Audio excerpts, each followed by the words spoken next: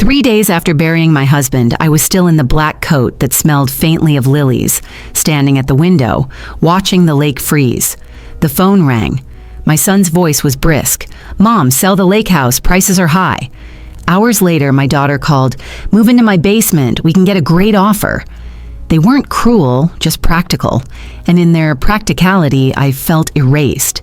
But as their voices faded, my eyes drifted to the old photograph of Henry and me by the dock, now face down on the table. I hadn't touched it. The air in the room shifted, as if the house itself knew something I didn't. Hidden deep within these walls is a secret Henry left me, a secret that will shatter their plans and prove that I am not done living on my own terms. The lilies had started to fade, their sweet waxy fragrance lingering in the folds of my black coat. I hadn't taken it off since the funeral, 3 days of wearing the same armor against a winter that seemed intent on breaking me. From the window, the lake was a pane of pale glass, streaked with darker seams that cut through the white like veins. Henry always warned me that winter ice lied to the eyes. It looked solid until the moment it swallowed you. The phone on the kitchen counter broke the silence. Its screen glowed with Daniel's name. I answered, expecting some tenderness, maybe even an awkward check-in. Instead, his voice came brisk, trimmed of any sentiment. "Mom, you should sell the lake house. Prices are high right now." The words landed like frost on the inside of my chest. He spoke as if he were reading me the day's market report. No pause, no, "How are you holding up?" Just straight to business. "This house isn't a listing, Daniel," I said quietly. My voice didn't rise. It never does when I'm hurt. It falls into a low place. He chuckled, not unkindly, but with that realtor's certainty. "It could be, Mom. Think about the maintenance, the taxes, the roof in a few years. You could move somewhere easier, somewhere closer to us." I didn't tell him the roof was fine, that I'd paid the taxes ahead this year. I just looked out at the ice and listened as he outlined the virtues of liquidating memories. When he was 12, Daniel cried for hours after his baseball team lost a semifinal. Back then, he hated losing. Now he just hates holding on to anything he can't convert into a win. "I'll think about it," I murmured, which in my language meant no. He took it as progress and hung up. The room felt smaller afterward, the air warmer, but not in a way that comforted me. I poured coffee into my favorite mug, the one Henry bought at a roadside fair. Its glaze crackled like dry lakebed clay. I brought it to my lips and realized I hadn't added sugar, hadn't even stirred. Before I could fix it, the phone rang again. Rebecca this time. My daughter's voice carried the smooth efficiency of someone who schedules compassion between meetings. "Mom, I've been thinking. You should move into my basement. We could get a great offer for the lake house right now." Her tone was bright, almost proud of the plan. She told me about the separate entrance, the full bathroom, even the chandelier she'd hung so it wouldn't feel like a basement. "You've thought this through," I said, letting the words float somewhere between admiration and disbelief. "I just want you safe, Mom. Winters are harsh here, and this place needs work." Safe. That was the word they kept circling, like polite vultures. I stared at the steam curling from my coffee, thinking of all the winters Henry and I had weathered here, the frozen pipes we thawed with hair dryers, the snowstorms that buried us in for days until neighbors brought bread and wine. We never called that unsafe. We called it living. "I'm fine here, Rebecca," I said, my voice steady. She sighed the way people do when they've decided you're stubborn. "Just consider it, okay?" We hung up and I found myself alone again with the lake. The ice shimmered under a thin layer of wind-blown snow, masking the dangerous lines beneath. From here, it looked peaceful, but I knew better. Some surfaces can't be trusted. My gaze drifted to the mantel where a framed photo of Henry and me by the dock usually stood. Now it lay face down on the table below. I hadn't touched it. For a moment, my breath caught. The house creaked in the slow, stretching way old timber does when it settles, and I told myself that was all it was. Still, I crossed the room and set the picture upright again. Henry's smile met mine from across decades. He was in his flannel jacket, one hand on my shoulder, the lake behind us rippling in summer light. I traced the edge of the frame with my finger, remembering how he always stood slightly to my left in photos, as if guarding me from whatever might come. That guard was gone now, and the people left in my life seemed more interested in the property he'd built than the woman who lived in it. I took off my coat for the first time in days and draped it over the back of Henry's old chair. The scent of lilies clung to the fabric, and for a second, it was like stepping back into the church where we'd said goodbye.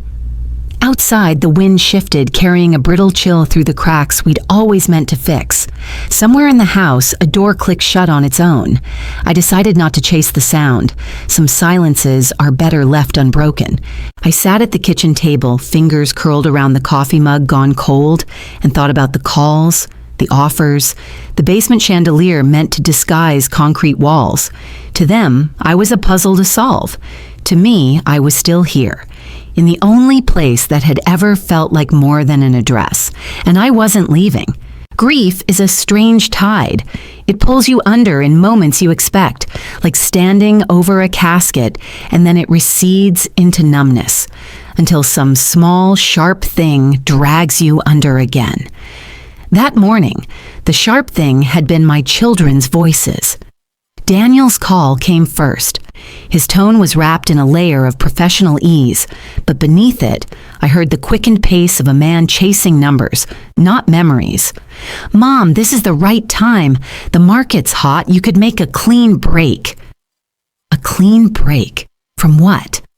From the only home Henry and I had built together? From the view outside this kitchen window, where the lake kept its own calendar of seasons? I tried to answer lightly to keep my voice level, but my hands gripped the phone too tightly. My heartbeat had picked up, not from anger, but from the ache of realizing my own son had already moved me out in his mind. Rebecca's call followed like a second wave, hitting where the first had already worn me thin. She painted the basement as if it were a sanctuary. Separate entrance, cozy lighting, a place where I could still have independence. I knew basements. They were where you stored things you didn't need every day. Her words fluttered with care, but the undercurrent was urgency. Each detail she offered about her basement was a brick in the wall they were building between me and this house. I nodded and hummed my way through the conversation, making sure my voice never cracked. When she said goodbye, I held the phone for a long moment before pressing the red button. The quiet that followed was not gentle. It was thick, as if the walls themselves had leaned in to listen. I turned toward the window, needing the steady image of the lake, but my gaze caught on something lower, closer. The photograph of Henry and me, normally standing upright on the small oak table, lay face down. It was the same photo I'd lifted and set upright just yesterday. I knew I had. The room seemed to narrow around me. I walked over, each step careful, as if sudden movement might disturb something unseen. My fingers brushed the back of the frame, cool to the touch. The photo was heavy in my hands, heavier than its wooden edges could account for. I turned it over, and there we were. Henry in his flannel, one arm around me, the dock stretching out behind us into a summer blue lake.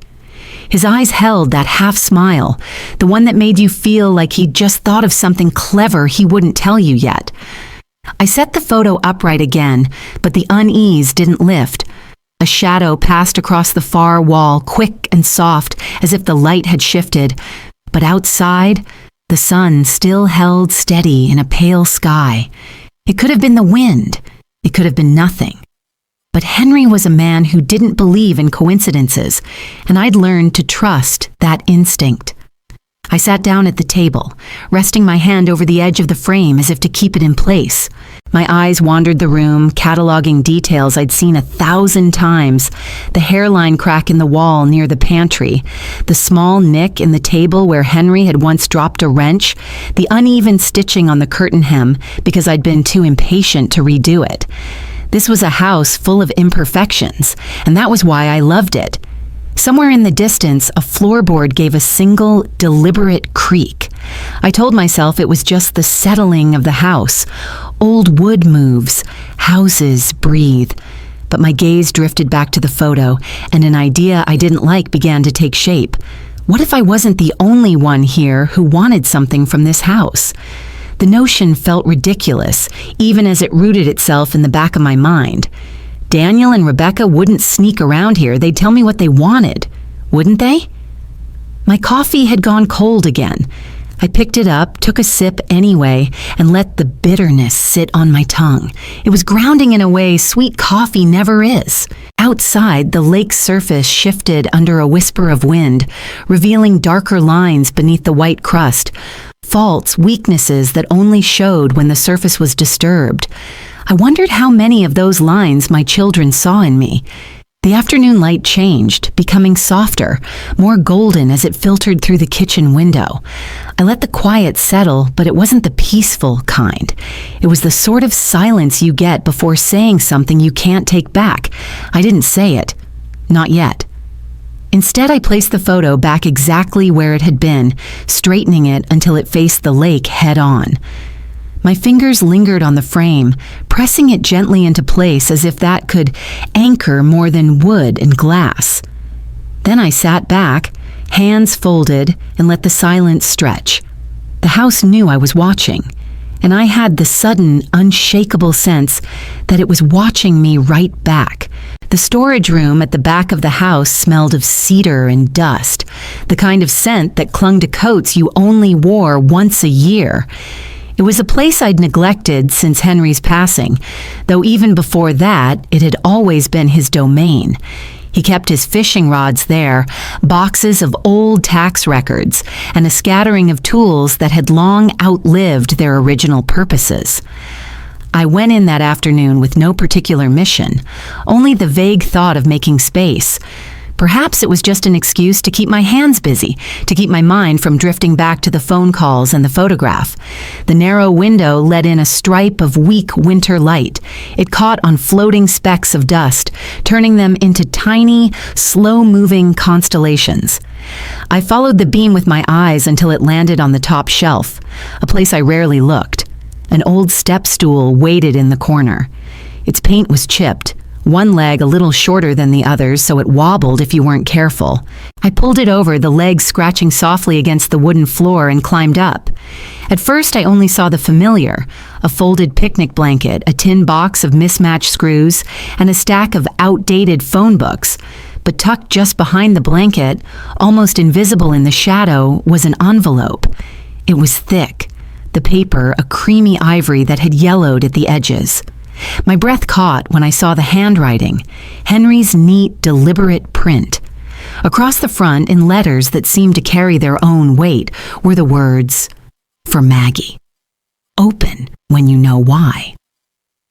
I stood there on the stool, one hand holding the envelope, the other gripping the shelf for balance.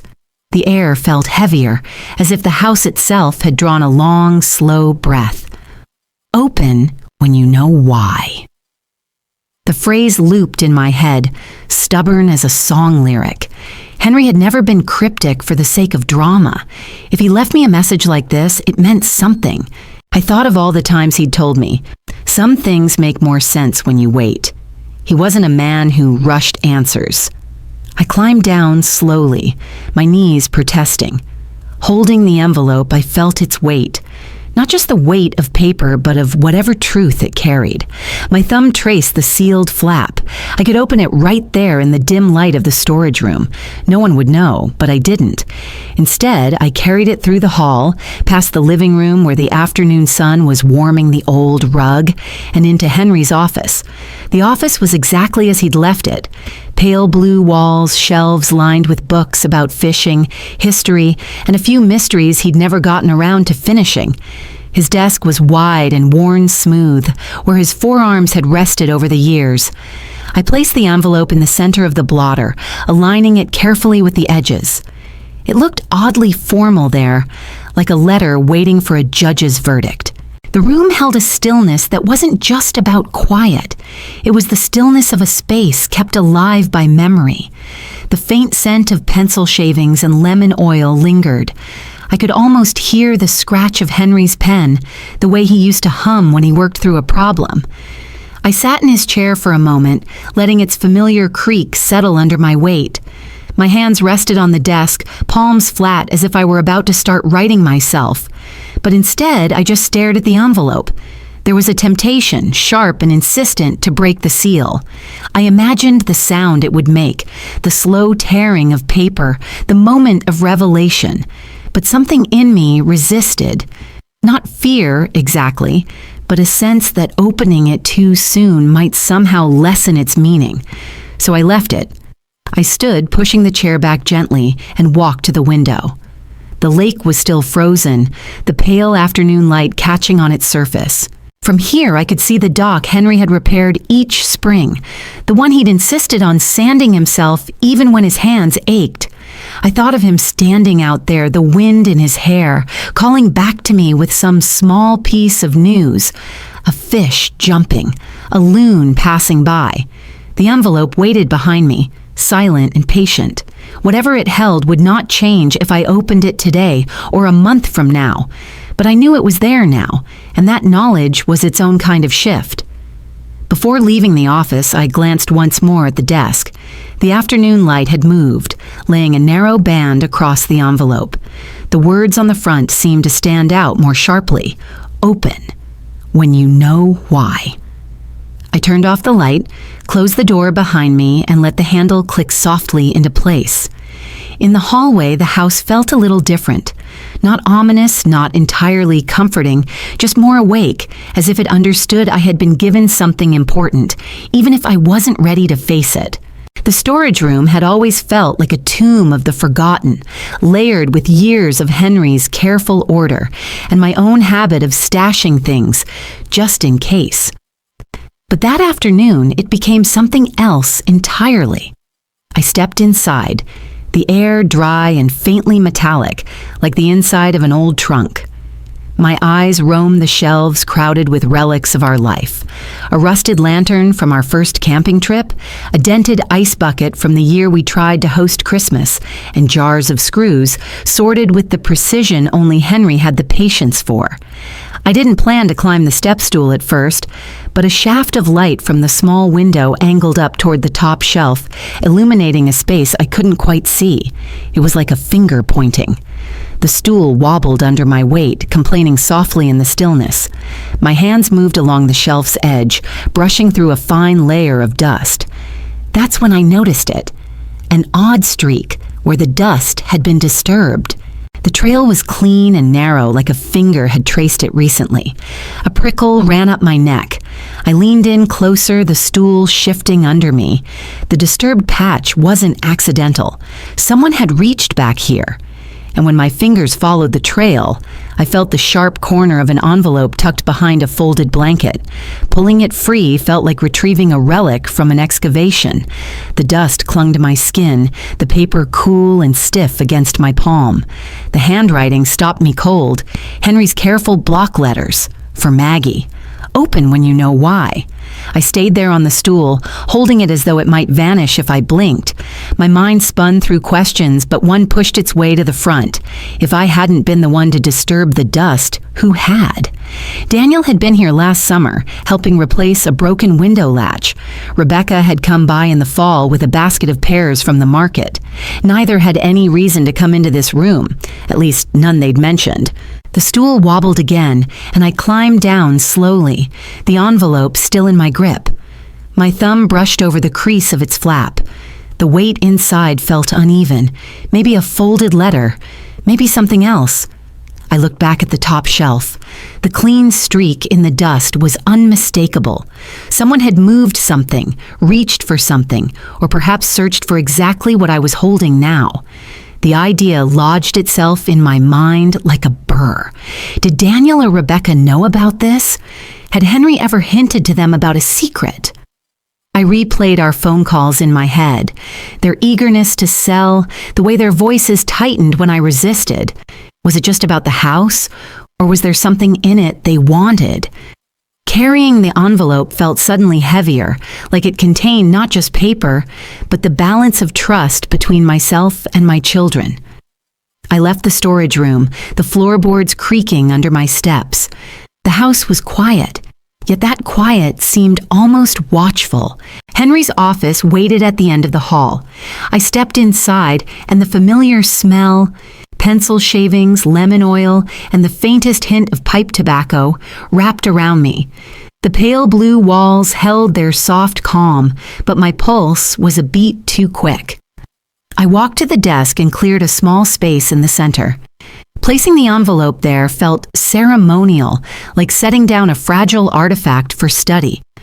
My hand trembled slightly as I let go, and I steadied it against the desk's smooth edge.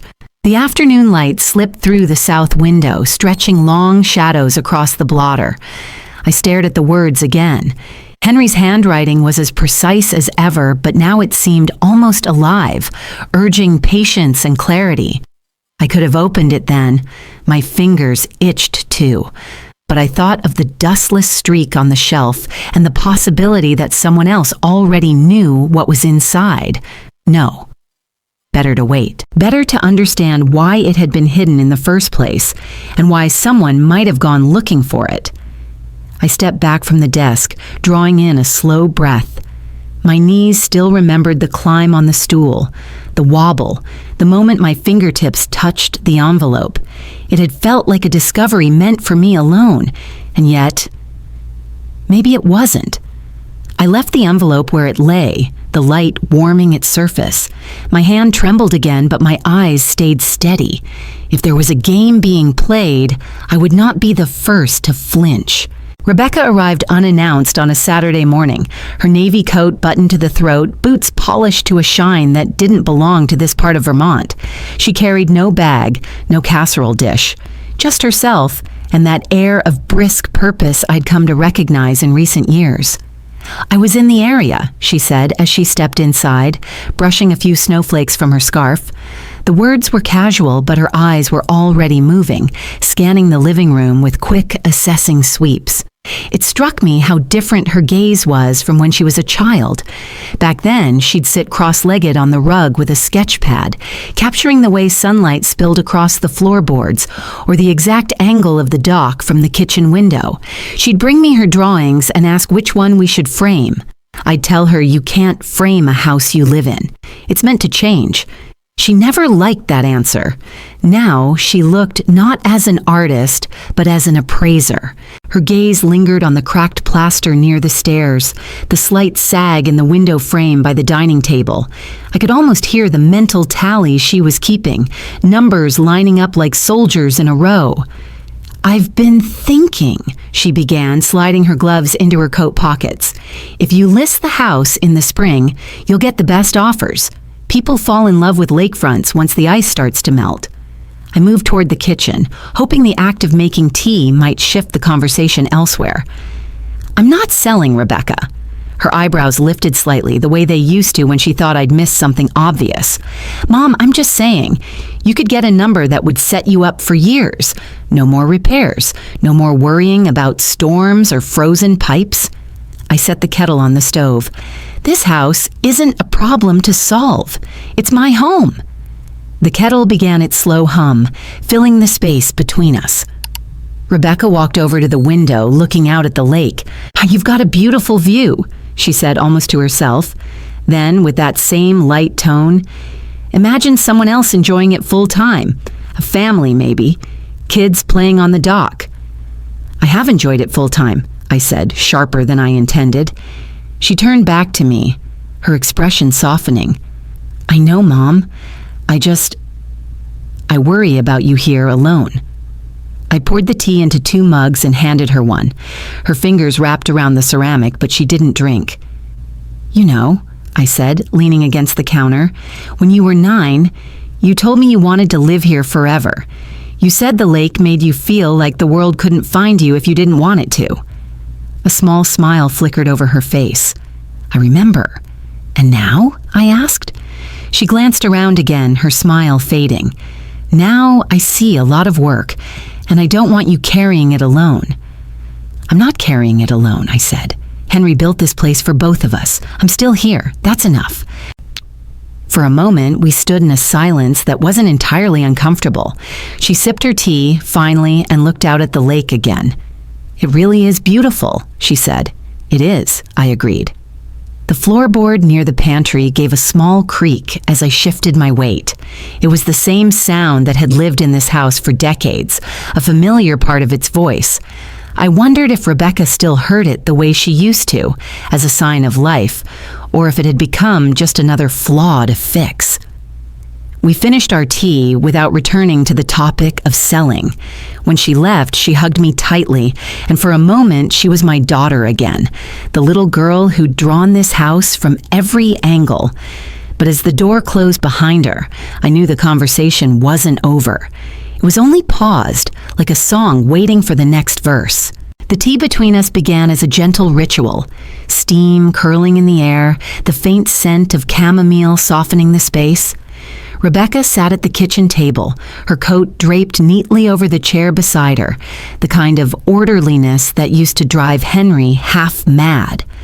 For a few minutes, we spoke of ordinary things, the weather, her work, a neighbor's new dog. It almost felt safe. Then, like a sudden drop in temperature, the conversation turned. "Mom," she began, her fingers tracing the rim of her mug, "I know you don't want to talk about selling, but you should hear me out." I set my own mug down slowly. "We've already had this conversation." "Not really," she said. "We danced around it. I'm worried about you here, about the repairs, the snow, the isolation, and honestly..." She paused, looking toward the window. "It's a seller's market. You could get more than you ever dreamed." There it was again, the pull between her concern and her calculation. I felt the ground shift under the warmth we'd built that morning. "This house isn't just wood and nails, Rebecca," I said.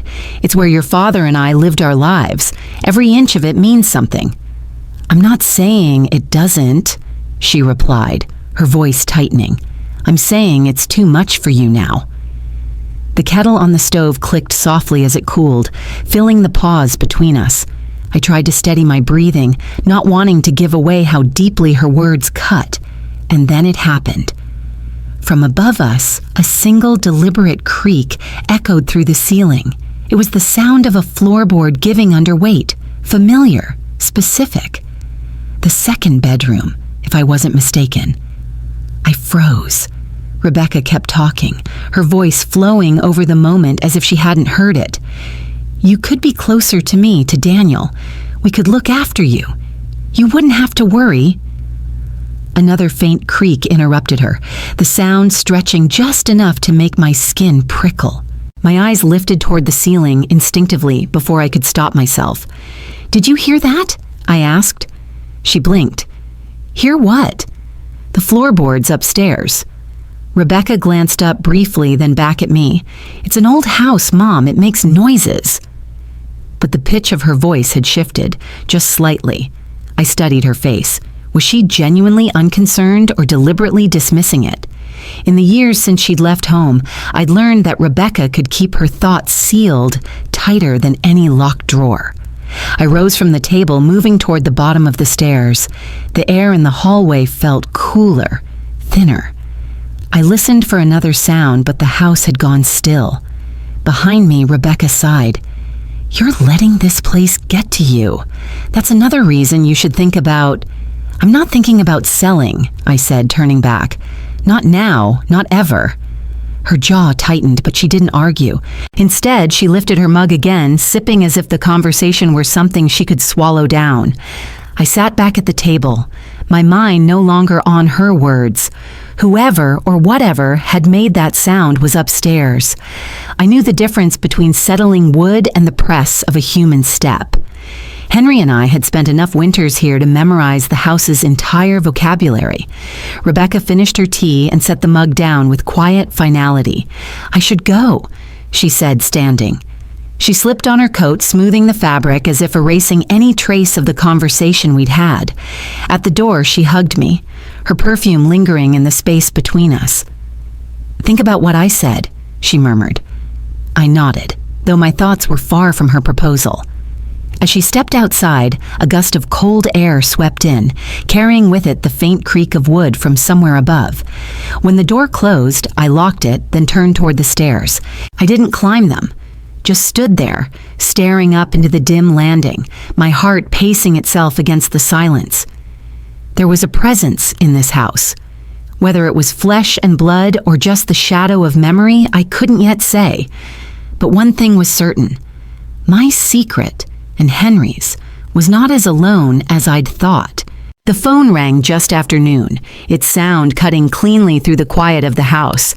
I had been sitting by the window, a book open in my lap, though I'd read the same sentence 3 times without absorbing a word. "Hi, Grandma," came Ella's voice when I answered. There was a warmth in it that seemed to soften the air around me.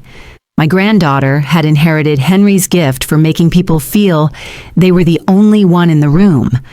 We talked for a while about her classes, her friends, the kind of weather that made the sidewalks on campus feel like skating rinks. She laughed when I told her she needed better boots, and I could almost see the tilt of her head, the sparkle in her eyes. Then her tone shifted, just enough for me to notice. Mom and Uncle Daniel, they've been intense lately. I let out a slow breath. That's one word for it. They're worried about you, she said. But it feels like there's something else going on. You don't have to tell me if you don't want to. I hesitated. Ella was young, but she had a way of keeping secrets that reminded me of Henry. When she was little, I'd tell her small things, like where I hid the Christmas cookies, and she never breathed a word to anyone, not even when bribed with candy. There is something, I admitted. My voice came out quieter than I intended, but it's not ready to be told yet. Okay, she said without pressing. Whenever you are ready, I'll keep it to myself. I promise. The certainty in her tone steadied me. I found myself smiling, though no one could see it. Thank you, Ella. After we hung up, I stayed in my chair for a long time, letting the quiet fill in around me. The lake outside was still frozen, its surface pale and solid-looking, but I knew the truth. Beneath, the water moved, restless and cold. My thoughts wandered to Henry. There were so many small rituals we'd shared, fixing the dock each spring, walking the same path down to the water's edge, pausing at a certain maple tree along the way. It was a sugar maple, its bark pale and rough, with a distinct V-shaped scar about chest high. We'd made the mark ourselves one autumn, the year we argued about whether to tap our own sap or buy syrup like everyone else. Henry had taken his pocket knife, cutting a small, deliberate V into the bark. "If we ever get lost up here," he'd said with a grin, "look for the V, it'll guide you back." It became a private joke, a kind of compass that pointed not north, but home. Sometimes, on summer evenings, we'd walk out there just to see how the mark had grown with the tree. It widened over the years, the edges softening but never disappearing.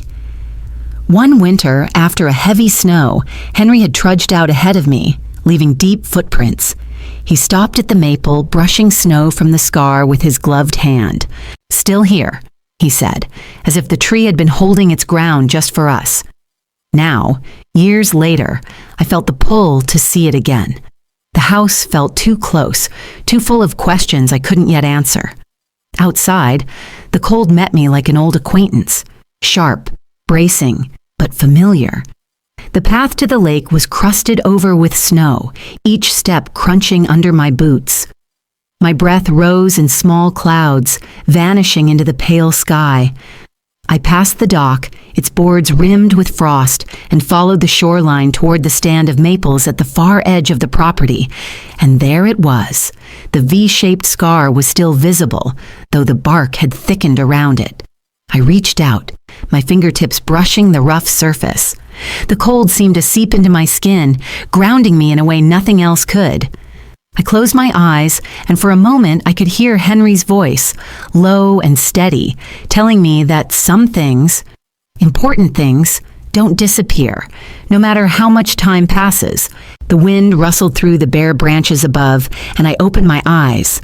The lake stretched out behind me, still and silent, the afternoon light catching on the ice. I stood there longer than I'd meant to, one hand on the tree, the other tucked deep into my coat pocket. The air smelled faintly of wood smoke from a neighbor's chimney, mingling with the sharp scent of winter. Eventually, I turned back toward the house, following my own footprints through the snow. The sight of them, neat, deliberate, leading straight home, reminded me of the promise I'd made to Ella. I wasn't ready to share the whole truth, but the day would come. And when it did, I knew she'd keep it safe, just as she had promised. That evening, after the walk to the maple, I called Ella back. She answered quickly, her voice lifting the moment she realized it was me. "Grandma, did you go outside today? It sounded windy when we talked earlier." "I did," I said, settling into Henry's old armchair by the window. "I went to see the maple tree, the one with the V." There was a brief pause. Then she laughed softly. "The one from your stories? Where Grandpa marked it so you'd never get lost?" "That's the one." I leaned my head back, letting the quiet between us stretch. "Do you remember the first time I told you about it?" "I think so. You said you and Grandpa were walking and he just pulled out his pocket knife and started carving. You thought he was being silly." I smiled. "I did. But then he told me, if something ever happens, start here." At the time, I thought it was just one of his whimsical ideas. He was always making little maps, finding landmarks nobody else cared about. But now... My voice trailed off. "But now you think he meant it?" Ella's tone was curious, not afraid. "Yes," I said quietly. "I think he did." I told her how I'd walked out there today, how the snow had crunched under my boots and the cold had bitten through my gloves. I described the way the V had widened over the years, the bark swelling but never swallowing it completely. It felt alive, I said, like it had been waiting for me. "Grandma, that's beautiful," she murmured, but I wasn't finished. "Ella, there's something else. When I got there, I noticed marks at the base of the tree, not the kind nature makes. They were fresh, scratches in the bark low to the ground, and the snow around it was disturbed, like someone had been digging." Her breath caught audibly through the line. "Digging? Why would anyone—" "I don't know," I admitted. "But it wasn't me. And it wasn't an animal either. The scratches were too deliberate, too human. Someone's been there." We were both silent for a few beats. I could hear faint voices in the background on her end, maybe her roommate or a TV playing. Then she spoke again, her voice lower. "Do you think it has something to do with Grandpa's letter?" The envelope in Henry's office seemed to hum in my memory. "I don't know what's in that letter yet. But if Henry marked that tree for me, and if someone's been there recently, then maybe what he left me isn't just words." Ella exhaled slowly. "You think it could be, what, money? Something buried?" "I'm not sure," I said, "but I think the tree is part of the answer." The wind rattled the window beside me, and for a moment I imagined footprints in the snow leading from the tree to somewhere I couldn't see. "I'll keep this between us," Ella said firmly. "No one else needs to know, right?" "Not yet," I agreed. "I need time to think." After we said goodbye, I stayed in the armchair, looking out toward the lake. The sky had gone deep blue, the first stars prickling through. The maple stood somewhere out there in the dark, holding its secrets beneath the snow. I couldn't shake the image of those scratches at its base. The gouges had been clean, the wood beneath raw and pale against the weathered bark. Whoever had done it hadn't cared about being careful, or maybe they'd been in a hurry, and the disturbed earth? The shape of it wasn't random. It had been pushed aside in a neat half circle like the start of a hole someone hadn't finished digging. I thought about Daniel and Rebecca, about their eagerness to get me out of the house, about the odd creak upstairs when Rebecca had visited. Could one of them have gone out there? But why dig if they didn't know exactly what they were looking for? The idea that they might be acting on suspicion rather than certainty was almost more unsettling. It meant they could keep coming back until they found whatever they thought was there. I rose from the chair and moved through the house, checking the locks on the doors without really thinking about it. My hand lingered on the deadbolt, feeling the cold seep through the metal. Back in Henry's office, I stood over the envelope on the desk. The pale paper caught the lamplight, the handwriting as steady as if he'd written it yesterday. Open when you know why. Was this what he'd meant? That the maple would lead me to the reason? That I would find proof someone else was hunting for it? I reached out, fingers grazing the edge of the paper, then drew back. Not yet. Instead, I opened the desk drawer and pulled out an old field journal Henry used to carry when we went hiking. The pages were filled with quick sketches, notes about trails, and lists of landmarks. Near the middle, I found a crude drawing of the maple, the V carved into its trunk. There was a small X at the base, drawn in darker ink than the rest. Beneath it, Henry had written just 3 words: "Look beneath frost." A shiver traced down my spine. The journal slipped from my fingers onto the desk. The sound was small, but it echoed in the quiet room. I closed the drawer, leaving the journal out on the blotter beside the envelope. Both seemed to wait for me, patient but unyielding. Tomorrow, I decided, I'd go back to the tree, not just to look this time, but to see, to dig if I had to. For now, I drew the curtains and turned off the light. Outside, the night pressed against the windows, and somewhere in the dark, the maple stood its silent vigil. It had been waiting for me, and I was done keeping it waiting. Morning light spilled across Henry's desk, thin but insistent. I stood in the doorway, hands tucked into the sleeves of my sweater, staring at the envelope as if it might vanish if I looked away. For days, I told myself I wasn't ready. That waiting would somehow make the truth inside easier to bear. But after the marks at the maple and Henry's note in the field journal, waiting felt less like patience and more like surrender. I stepped into the room, the floorboards sighing under my feet, and sat in Henry's chair. The leather creaked in a familiar way, a sound I'd heard every evening he'd settle in to work. The envelope lay in the center of the blotter, its edges perfectly aligned with the desk. My fingers hovered over it, tracing the curve of the flap without touching. Open when you know why. I knew now, or at least I knew enough. With a deep breath, I slid my thumb under the seal. The paper gave way with a soft tear, like a whisper breaking the quiet. Inside was a folded document and a single brass key on a ring. I unfolded the paper carefully. It was a property deed, notarized and signed by Henry, dated just over a year ago. My eyes moved over the lines, each one sharper than the last. The address of a small coastal town nearly 200 miles away. The legal description of a house I'd never seen. And, most startling of all, my name listed as sole owner. A house, a second house. I set the deed on the desk, staring at it as though it might rearrange itself into something more familiar. The key was heavy in my palm, worn smooth from handling. Henry must have touched it many times before leaving it for me. I turned it over, imagining the door it would open, the rooms it would lead to. My first thought was that this was my escape route, my way to live without depending on Daniel or Rebecca, without their basements or their great offers for the lake house. A place entirely my own, untouched by their plans. But why hadn't Henry told me? Why hide it in the attic, behind blankets and dust? Why make me wait until I knew why? The answer came slowly, like a tide creeping in. He wanted me to have a choice. If he'd told me right away, I might have sold this house in a moment of grief, moved away too soon. By hiding it, he gave me time to remember what this place meant, and to see clearly what I'd be giving up if I left. A laugh, small and a little shaky, escaped me. Henry had always been 2 steps ahead, even in death.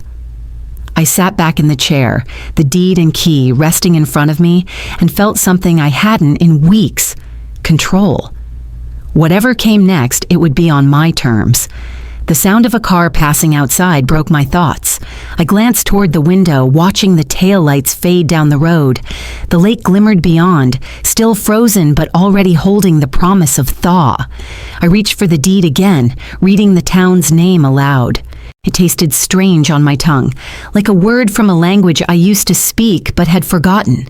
I imagined the salt air, the cry of gulls, the crash of waves, a life by the sea, hidden away from anyone who might want to shape it for me. But I wasn't ready to go, not yet. For now, the key would stay in my possession, tucked somewhere safe. The deed would go into Henry's desk drawer, under the journal with its map to the maple. I'd keep this secret as he had, letting it grow quietly until the time was right. I slid the documents back into the envelope, folding the flap over without sealing it, and placed it carefully in the drawer. My hand lingered there for a moment, feeling the grain of the wood, the solidness of it. When I stood, I felt lighter. The uncertainty that had clouded my days seemed to lift, replaced by a steady, deliberate resolve. My children could make their offers, their plans, their arguments, but they no longer held the only cards. And Henry, clever man that he was, had made sure of it. The envelope felt heavier now that I knew it was mine to open. My hands trembled, not from the cold, but from the sense that I was about to step into a conversation Henry had started and could never finish. I sat at his desk, drew in a deep breath, and broke the seal. The sound was sharp in the quiet, like a match being struck. Inside, folded with careful precision, was the deed to the coastal house. My name stood out in bold black ink, and for a moment I let my fingers rest there, tracing each letter. It was as if Henry had carved this gift directly into my life. Tears pricked at my eyes, but they didn't fall. I breathed through them, letting the rush of gratitude swell before it began to ebb. As my pulse slowed, I looked deeper into the envelope. There was more. Beneath the deed lay a single sheet of Henry's stationery, the kind he used for fishing trip notes and grocery lists. The top half was a letter, short and unadorned, written in his steady hand. Maggie. If you're reading this, it means I can't tell you in person. The house by the sea is yours, free and clear. It's there if you ever need to leave here or if staying becomes harder than going. But before you decide, there's something else you should know. Look closely at the place we built together. Some treasures aren't meant to be found by strangers. Follow the map. Keep it quiet. H. My breath caught as I unfolded the rest of the paper.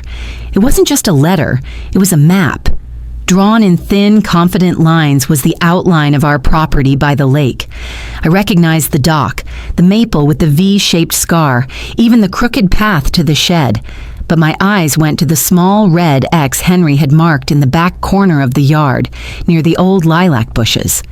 Beside the X, in small block letters, he had written, "Buried safe." I stared at it, my mind racing. We'd never owned a safe, at least not one I'd seen.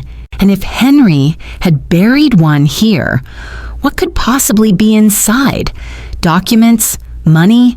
Something that would explain why he'd gone to such lengths to hide it? The irony struck me then. Here, I'd been thinking the second house was the big secret, but the real story might be sitting just a few dozen steps from where I stood, under frozen earth, waiting for me to uncover it. I leaned back in the chair, closing my eyes. The memory of the fresh scratches at the base of the maple returned, sharper now. Had someone else been looking for this? The thought sent a chill deeper than the winter air ever could. If Daniel or Rebecca suspected, no, I couldn't risk them knowing. Not yet. I folded the map and letter back into the envelope, placing the deed on top. The brass key from before still sat on the desk, gleaming faintly in the afternoon light. It no longer felt like the only key Henry had given me. Now, there was another, an invisible one, hidden in the lines of that map. Standing, I moved to the window, looking out toward the yard where the lilacs lay bare in the snow. From here, it seemed peaceful, untouched. but I knew now that peace was just the surface. Beneath it, something waited. The urge to grab a shovel was strong. My boots were by the door, the ground frozen but not impenetrable. I could have the safe in my hands within the hour. But no, timing mattered. Henry had hidden this for a reason, and I needed to be sure the eyes watching me didn't see too much. The wrong move now could undo everything. Instead, I slid the envelope into the locked drawer of Henry's desk, turning the key with deliberate care. I'd keep it there until the right moment, a moment when I could act without interruption, without suspicion. My gaze lingered on the yard once more.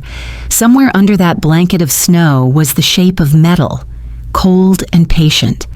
It had been waiting, maybe for years, for my hands to lift it back into the light. But for now it would keep waiting, and so would I. The air in the courthouse was dry and faintly metallic, the kind of place where even whispers seemed to echo. I sat across from the notary, a brisk woman with silver glasses and an efficiency that reminded me of a school teacher I'd once had. The stack of papers before me was neat, every corner aligned, every page marked where my signature was needed. "Mrs. Carter," she said, sliding the top document toward me, "once we complete this, the coastal property is fully secured in your name. No one else has claim to it." Her words sank in like a warm stone in cold water. I picked up the pen, feeling its weight in my fingers. With each signature, the ink was more than just lines on paper. It was a declaration. This was mine. Henry had made sure of it. When the final page was signed and stamped, the notary gathered everything into a manila folder and handed it to me. "Congratulations," she said with a polite smile. Outside, the winter sun was bright enough to make me squint, but the air still carried a bite. I walked slowly to my car, the folder pressed against my chest as if it were a shield. In truth, it felt more like armor. The drive home was quiet, the radio off, the hum of the tires a steady background to my thoughts.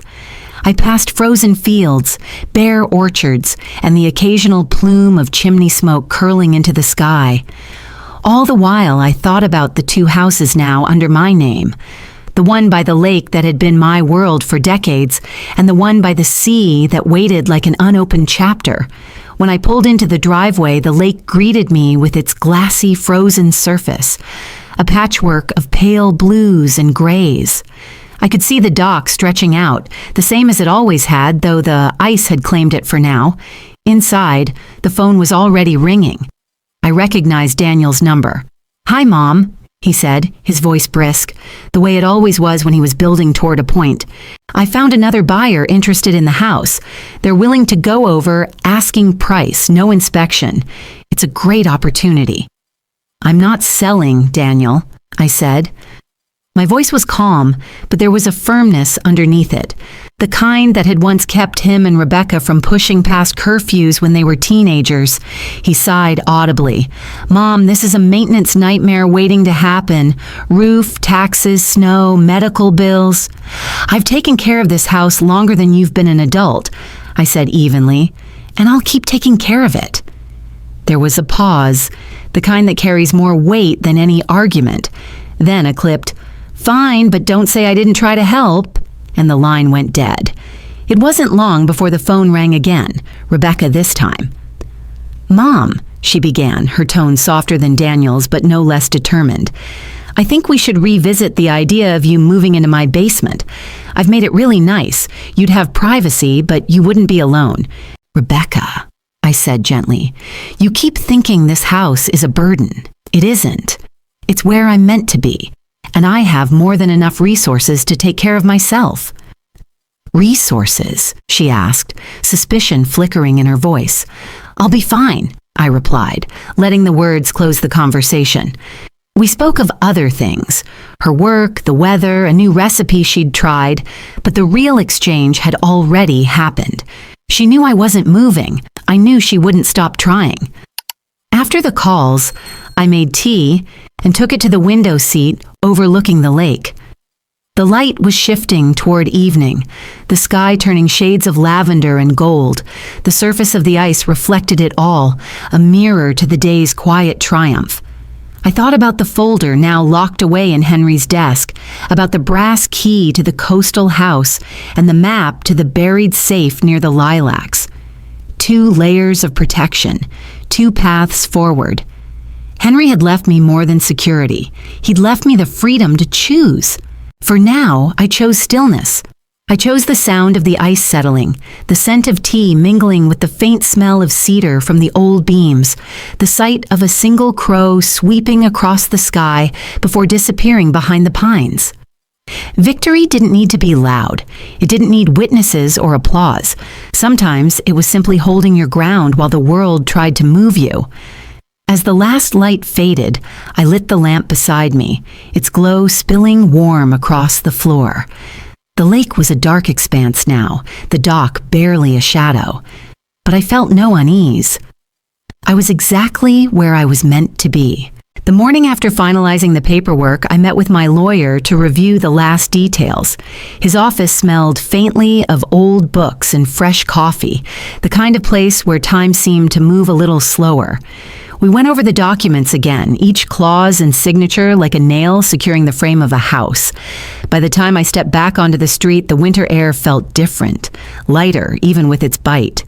Driving home, I let the heater hum softly, my thoughts wandering between the coastal house and the quiet lake. I knew I'd stay here for now, but having that other key in my pocket was a kind of invisible armor. When I pulled into the driveway, the house looked just as it always had. Weathered siding, a curl of smoke from the chimney, frost tracing the edges of the front window. I stepped inside, set my bag on the hall table, and made my way to the kitchen to put the kettle on. It was while I waited for the water to boil that I decided to step out onto the porch. And the boards groaned under my weight, the cold air sharp in my lungs. My gaze drifted toward the storage shed at the side of the property, Henry's old kingdom of tools, tackle, and boxes. The door was ajar. I frowned. I was sure I'd latched it last week after checking the snow shovels. Moving closer, I heard the faint scrape of wood against wood, then a low murmur. Daniel's voice. And Rebecca's. They were inside, moving things. The sound of boxes shifting, the clink of metal. They weren't calling for me, weren't asking permission. They were searching. I stepped up to the open doorway and leaned against the frame. They froze when they saw me. Daniel with a box half lifted, Rebecca's hands buried in a drawer of fishing gear. For a long moment, no one spoke. Then I smiled, just a small, knowing curve of my lips. It wasn't anger I felt, but something deeper, a quiet certainty that unsettled them more than any shouting ever could. My smile said, "I see you. I understand more than you think." Rebecca straightened, brushing imaginary dust from her coat. "We were just checking if you needed anything moved," she offered. Daniel cleared his throat. "Yeah, thought we could help organize." I didn't reply. I just kept smiling, turned, and walked back toward the house. Behind me, I heard the clumsy shuffle of them putting things back, the scrape of the shed door closing. Inside, the kettle whistled. I poured the water over the tea bag, watching the steam curl upward like the breath of the lake on a cold morning. That evening, when the shadows grew long and the temperature dropped, I put on my coat and boots. The moon was rising, silvering the snow, when I made my way down the familiar path toward the maple with the V-shaped scar. The air was still, the only sound the crunch of my steps. At the tree, I knelt, brushing snow away from its base. My gloves quickly grew damp, but I didn't stop. Beneath the frozen crust, the soil was firm but not unyielding. I dug carefully, my fingers finding the edge of something solid, a small metal safe. Cold as ice, heavy as truth. I carried it back to the porch, my breath coming hard in the cold air. Inside the house, I set it on Henry's desk and turned the small combination lock. It opened easily, as if it had been waiting for my hands alone. Inside, there was no gold, no stacks of bills. Instead, there was a single leather-bound journal worn at the edges, and an envelope marked simply, for when you doubt yourself. I opened the journal first. Henry's handwriting filled the pages, steady and deliberate. Each entry was a memory, a sacrifice I'd made, recorded in his quiet way. The year I worked double shifts to help him start his business. The times I held the household together when his back gave out. The months I cared for his mother without complaint. He'd written it all down as if building a ledger of love and endurance. My hands shook as I opened the envelope. Inside was one small card with Henry's handwriting. "Don't ever let anyone put a price on your life." The words landed with a weight no amount of money could match. It wasn't just about the house or the deed or the safe. It was about me. About the years and choices and quiet victories that no one could ever buy. I closed the safe gently, sliding the journal and card back inside. Then I carried it to the bedroom and tucked it under the bed, where I could reach it when I needed to remember who I was. Later, I stood by the window, looking out at the lake. The ice was beginning to crack in places, thin lines spidering out from the shore. Soon the thaw would come, and the water would move freely again. I opened the window just enough to let the wind in. It was cold, but it carried something else too, a freshness, a clearing away.